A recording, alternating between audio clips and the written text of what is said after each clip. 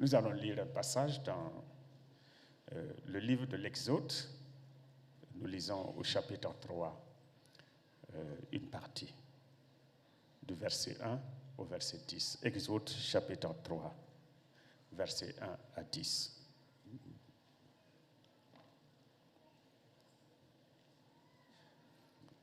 Lisons. Exode chapitre 3, verset 1 à 10. Je lis. Moïse faisait paître le troupeau de Jéthro, son beau-père, sacrificateur de Madian, et il mena le troupeau derrière le désert et vint à la montagne de Dieu à Horeb. L'ange de l'Éternel lui apparut dans une flamme de feu au milieu d'un buisson. Moïse regarda et voici, le buisson était tout en feu et le buisson ne se consumait point. Moïse dit, je veux me détourner pour voir quelle est cette grande vision et pourquoi le buisson ne se consume point. L'Éternel vit qu'il se détournait pour voir et Dieu l'appela du milieu du buisson et dit, Moïse, Moïse. Il répondit, me voici. Dieu dit, n'approche pas d'ici, ôte tes souliers de tes pieds, car le lieu sur lequel tu te tiens est une terre sainte. Et il ajouta, je suis le Dieu de ton père, le Dieu d'Abraham, le Dieu d'Isaac, le Dieu de Jacob. Moïse se cacha le visage car il craignait de regarder Dieu. L'Éternel dit, j'ai vu la souffrance de mon peuple qui est en Égypte et j'ai entendu les cris que lui font pousser ses oppresseurs, car je connais ses douleurs. Je suis descendu pour le délivrer de la main des Égyptiens et pour le faire monter de ce pays dans un bon et vaste pays, dans un pays où coule le lait et le miel, dans le lieu qu'habitent les Cananéens, les Hétiens, les Amoréens, les Phéréziens, les Héviens et les Jébusiens. Voici, les cris d'Israël sont venus jusqu'à moi, et j'ai vu l'oppression que leur font souffrir les Égyptiens. Maintenant, va, je t'enverrai auprès de Pharaon, et tu feras sortir d'Égypte mon peuple, les enfants d'Israël. Amen. Seigneur notre Dieu, nous prions ce matin que tu viennes à notre secours, que tu viennes par ton esprit nous instruire de tes voies, afin que non seulement nous soyons renseignés, mais que nous puissions, Seigneur notre Dieu, nous conformer à ta volonté et que nous apprenions à te suivre comme il se doit. Bénis cette parole maintenant et bénis tous ceux qui sont là ce matin. Au nom de Jésus, notre Sauveur, nous te prions. Amen. Amen.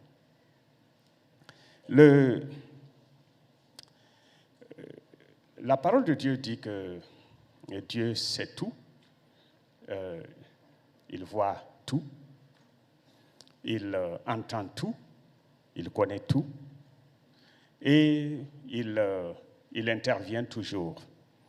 Lui-même dit dans ce texte que nous avons lu, j'ai vu, j'ai entendu, je connais et je suis descendu pour délivrer.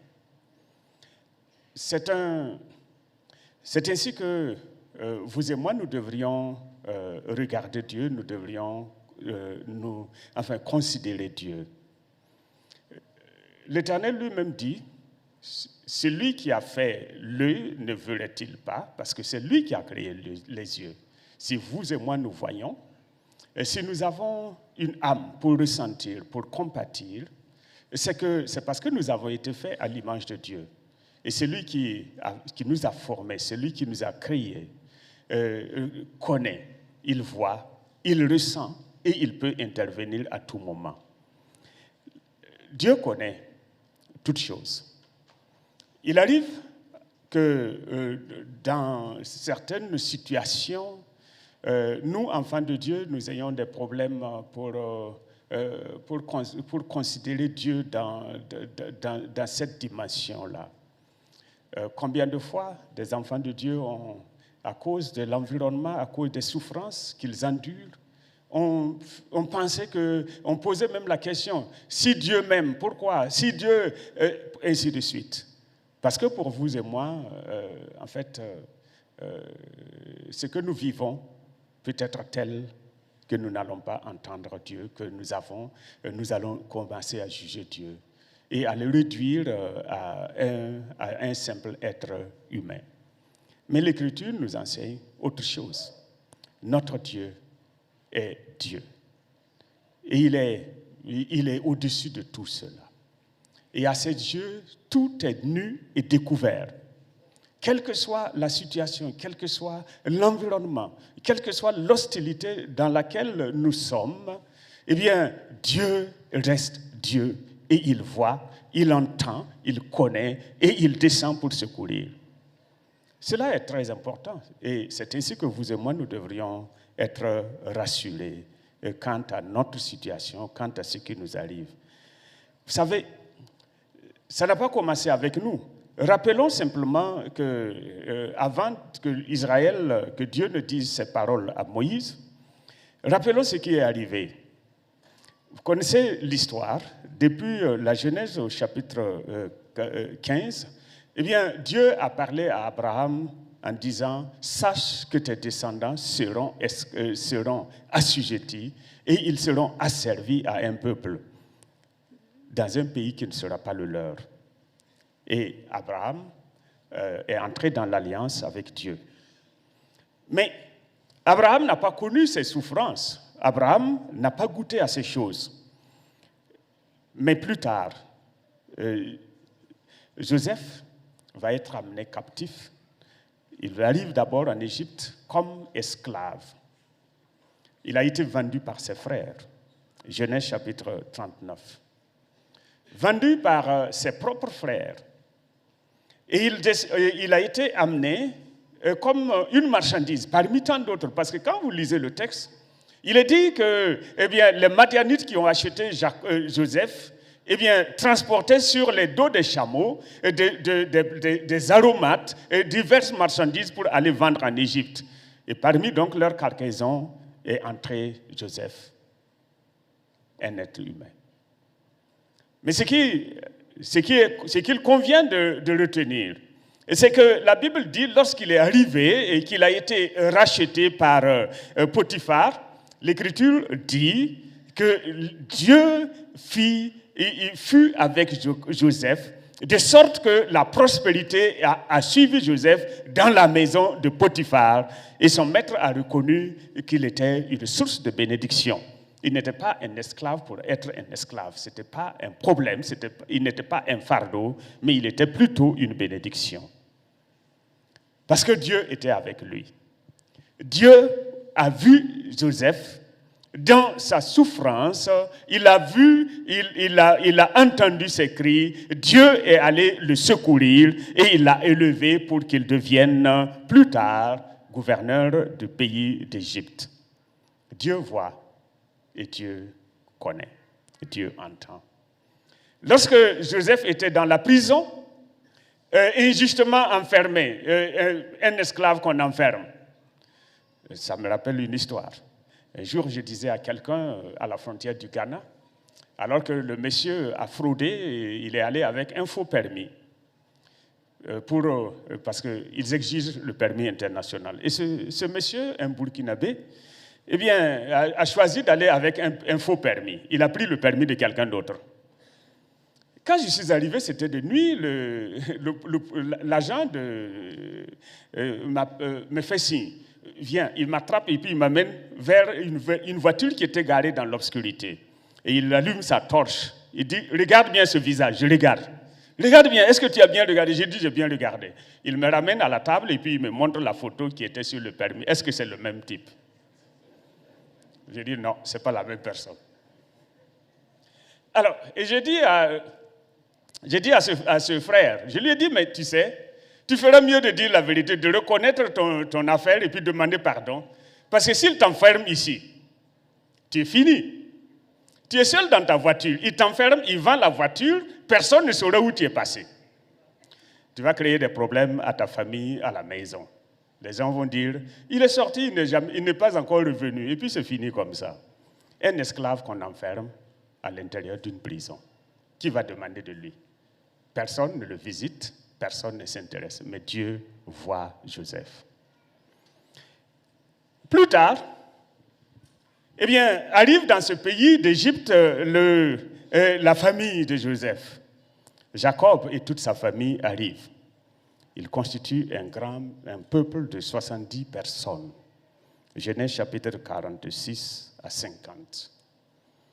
Et ils vont vivre dans les honneurs. Il arrive, vous savez, Joseph envoie, lorsqu'il s'est fait connaître, c'est le pharaon qui va lui dire, qui lui donne les moyens de transporter sa famille pour venir en Égypte. Donc Jacob arrive au pays d'Égypte, transporté par les véhicules de Pharaon. Il voyage aux frais de Pharaon. Il est nourri par Pharaon, puisque Pharaon dit de lui donner des provisions pour sa famille et pour tout le voyage. Et lorsqu'ils arrivent, eh bien, Pharaon les installe dans les meilleures terres du pays d'Égypte. Et là, eh bien, ils ont accès à tout. Tous les honneurs leur sont accordés parce qu'ils étaient venus autrement, dans d'autres conditions que celles dans lesquelles Joseph lui-même est arrivé en Égypte. Mais Dieu voit son peuple. Plus tard, les choses vont changer. L'Écriture dira que, environ 400 ans après, les choses ont changé. Un nouveau pharaon qui ne connaissait pas, qui n'a pas connu Joseph est monté sur le trône et le peuple va commencer à souffrir. Servitude, esclavage, travaux forcés, violence physique, violence morale, etc., etc., et j'en passe. Et même, ils ont été forcés de tuer leurs propres enfants. Mais Dieu voyait son peuple. Dieu dit, dans le texte que nous avons lu, « J'ai vu mon peuple en Égypte. J'ai connu sa souffrance. Je connais ses souffrances. J'ai entendu ses cris et je suis descendu pour les délivrer. » Lorsque nous allons plus loin, eh bien, nous trouvons qu'effectivement, Dieu a délivré son peuple. Ils sont entrés dans le pays de Canaan. Et ils étaient heureux d'être dans un pays, dans leur pays à eux. Mais plus tard, de temps à autre, il y aura des problèmes. D'abord, nous pouvons donc considérer un certain nombre de textes. Vous voyez, dans un roi, non, plutôt dans 2 rois, au chapitre 19, nous trouvons l'histoire d'Ézéchias.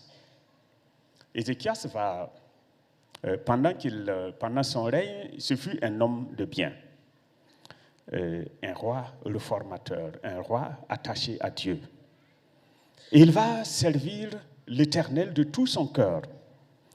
Mais, eh bien, il va connaître aussi l'adversité, il va connaître la guerre de son vivant. Et c'est ainsi que, eh bien, le roi d'Assyrie va donc envoyer son armée un jour pour attaquer le pays de Juda. Israël avait déjà été amené captif et Juda était là, et comptant sur le Seigneur. Et avec tout ce que Ézéchias a fait, eh bien, il se disait, on n'est épargné, Dieu nous fait grâce, Dieu est avec nous, maintenant on va échapper.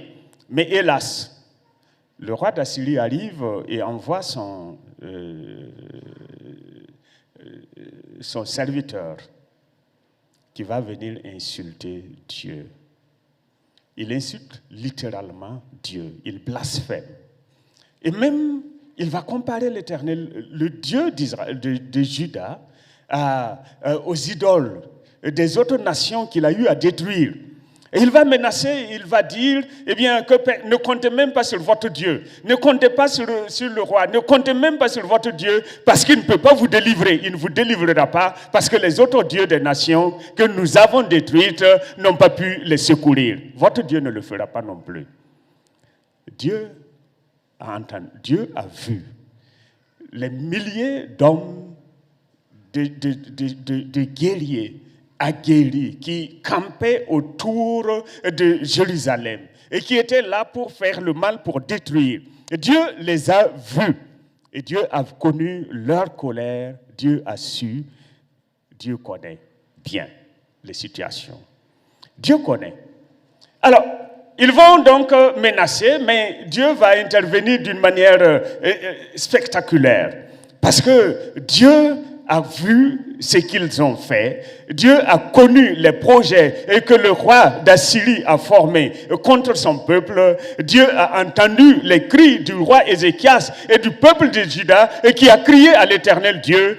Eh bien, Dieu est descendu pour secourir son peuple. Et Dieu va détruire en une nuit. Dieu frappe environ 184 000 hommes pour libérer son peuple. Dieu sait, Dieu voit et Dieu entend. Quelquefois, eh bien, nous pouvons nous mettre dans des situations difficiles. Et c'est le cas du roi Akab, dont l'histoire est rapportée dans un roi, chapitre 21. Chapitre 21 et verset 27 et suivant. Akab s'est créé des problèmes. C'est lui-même qui s'est enfoncé lui-même. Voyez cet homme qui normalement connaît la loi de Dieu, parce que rappelons-nous que des prophètes allaient, quand bien même il y a eu la séparation des deux royaumes, eh bien Dieu envoyait périodiquement ses serviteurs, les prophètes, parler au roi du royaume du Nord. Donc, il connaît la loi. Dieu dit, vous ne prendrez pas de ces femmes-là, vous ne prendrez pas de ces nations des filles pour vous-même, ni pour vos enfants, et vous ne donnerez pas vos enfants, vos filles en mariage à ces peuples. Akab choisit d'aller prendre Jézabel. Donc, il connaît. Mais il décide de défier Dieu. Et l'Écriture de dire que, parce qu'il a épousé Jézabel, eh bien, Jézabel va l'inciter à faire le mal et à s'attaquer à Dieu, à désobéir à Dieu. Au point que, eh bien, Jézabel va l'aider à tuer Naboth. Quand je lis ce texte, quelquefois je me dis, quelle est cette femme? Quelle est cette aide-là? Parce que l'Écriture dit, je lui ferai une aide semblable à lui. Mais voici une femme qui arrive, bon, je ne sais pas. Bon, bien sûr, Akab avait un mauvais cœur. Et sa femme l'a aidé. Et l'Écriture dit que lorsqu'il a tué, il a fait mourir Naboth pour prendre sa vigne, Dieu envoie Élie lui parler.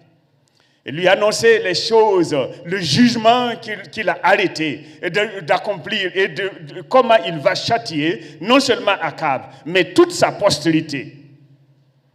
Et Akab, en face d'Élie. Et c'est l'une des rares fois que Akab va considérer Dieu, que Akab va écouter la voix de Dieu. La Bible dit, dans le texte que j'ai mentionné, eh bien, Akab va déchirer ses vêtements royaux, il s'en dépouille, et il porte un sac, et il va marcher lentement. Il va donc s'humilier devant Dieu. Quand bien même, c'était sa faute. Ce sont les actes d'Akab qui ont été sanctionnés par Dieu. Eh bien, Akab s'humilie. Et Dieu dit à Élie, mais est-ce que tu as vu Akab? Tu as vu comment il s'est humilié? Eh bien, puisqu'il s'est humilié, donc je renonce. Je reporte l'accomplissement de cette sanction, de cette punition. Dieu vit l'humilité d'Akab.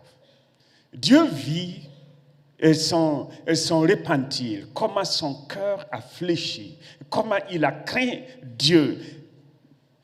Dieu vit. Dieu entendit son cri, le cri de son âme. Parce qu'il ne voulait pas que ces choses lui arrivent, que ces mauvaises choses annoncées par Dieu tombent sur lui.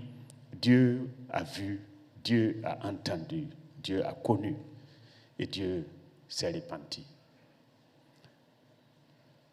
Un autre texte, un autre récit, dans 1 Roi chapitre 20, à partir du verset 1 jusqu'au verset 30, nous trouvons un autre élément.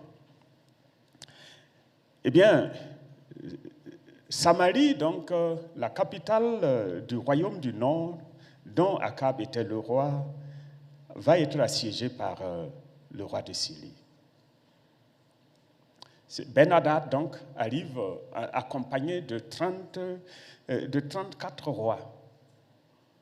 C'est-à-dire que, en fait, tous les royaumes d'alentour, sauf bien sûr Juda, se sont alignés derrière Ben-Hadad, le roi de Syrie, pour attaquer Samarie.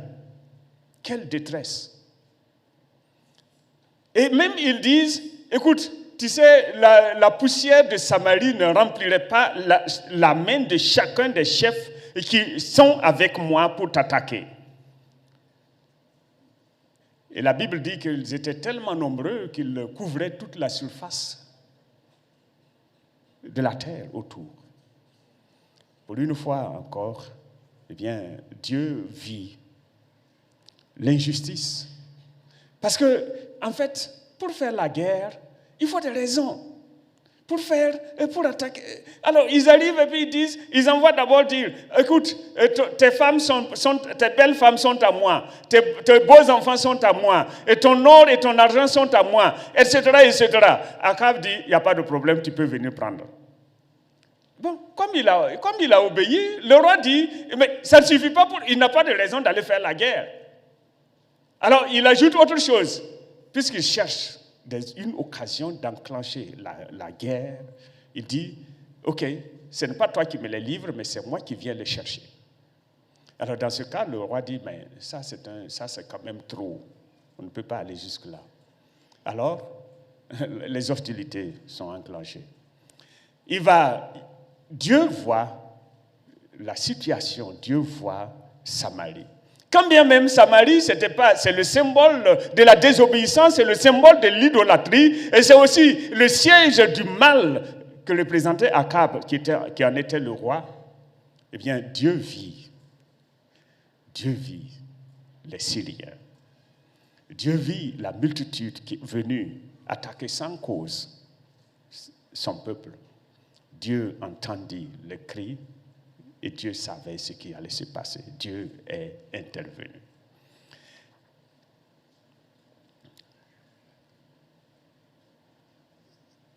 Nous pouvons continuer, mais allons dans le Nouveau Testament. Dieu n'a-t-il pas vu Pierre et les autres compagnons qui étaient dans la barque lorsque le vent a soufflé et qu'ils menaçaient de périr dans les eaux de la mer? Dieu les a vus, Dieu a entendu les cris. Lorsque Pierre a crié au secours, Dieu a entendu et Dieu est venu au secours de ses enfants. Plus loin, dans le livre des Actes, au chapitre 4, l'Église, les apôtres ont prêché. Il y a eu des miracles. Il y a eu notamment la guérison du paralytique. Et les gens ont commencé à crier. Ils ont arrêté Pierre et Jean, les ont jetés en prison. Et ils menaçaient donc de détruire l'Église. Dieu vit la menace. Dieu a connu la souffrance de son Église. Alors que de cette Église, il avait dit, « Je bâtirai mon Église et même les portes du séjour des morts ne prévaudront point contre elle. » Dieu va intervenir d'une manière spectaculaire. Et Dieu délivre son peuple, Dieu délivre son Église en sorte que ses enfants, ses serviteurs peuvent encore prêcher et encore avec plus de force, avec plus de puissance pour accomplir la mission qui leur avait été assignée. Frères et sœurs, Dieu voit, Dieu entend, Dieu connaît et Dieu vient au secours de celui qui sait l'invoquer. Même si Il se trouve que nous nous trouvons dans une situation qui a été créée par Dieu lui-même. Parce que Dieu peut favoriser n'importe quelle situation, parce qu'il est le maître de toutes choses, il est souverain et il sait contrôler toutes choses. Eh bien, même si, comme Joseph, eh bien, notre position, notre situation, notre détresse est un accomplissement de la promesse de Dieu, du plan de Dieu, eh bien, nous pouvons compter sur le Seigneur qui voit, qui entend, qui peut venir à notre secours. Dieu sait. Même si nous avons créé nous-mêmes notre situation, parce qu'il arrive que comme Akab, eh bien, nous fassions des choses dont les conséquences sont là. Un serviteur de Dieu nous disait à l'école biblique, il prêche, il dit le pardon. Il dit, Dieu peut pardonner, il pardonne, et ça c'est sûr qu'il pardonne. Mais il prend une illustration, il dit, mais si vous êtes arrivé à l'intersection de deux routes, il y a un feu tricolore qui est rouge, et vous décidez de désobéir et vous traversez pendant que le feu est rouge.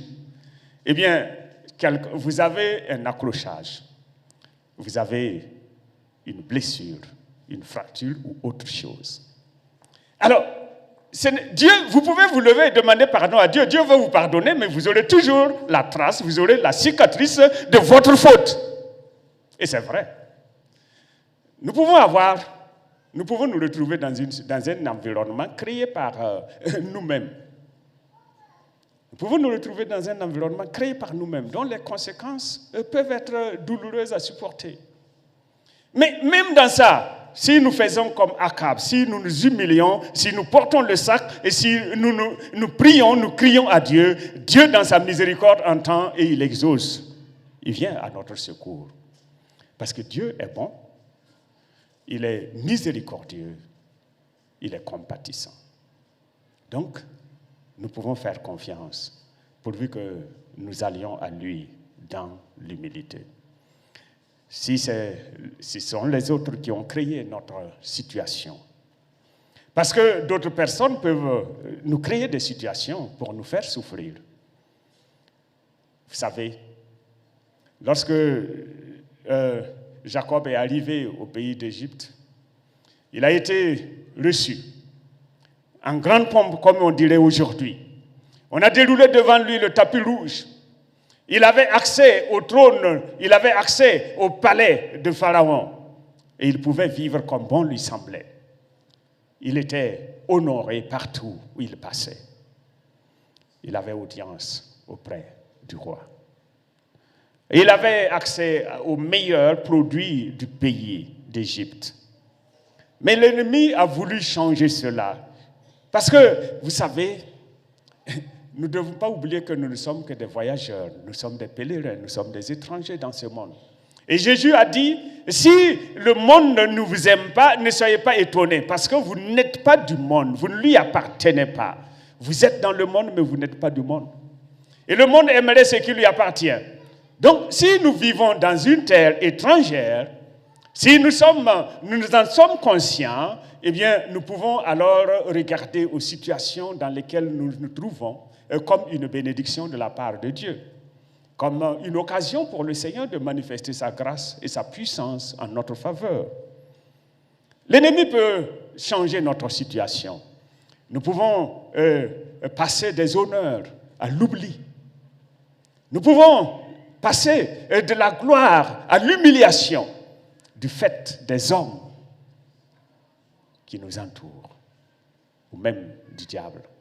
Mais vous et moi, nous ne devons pas avoir peur parce que nous avons un Dieu qui est dans le ciel, qui voit, qui entend, qui connaît et qui est disposé à descendre et venir à notre secours.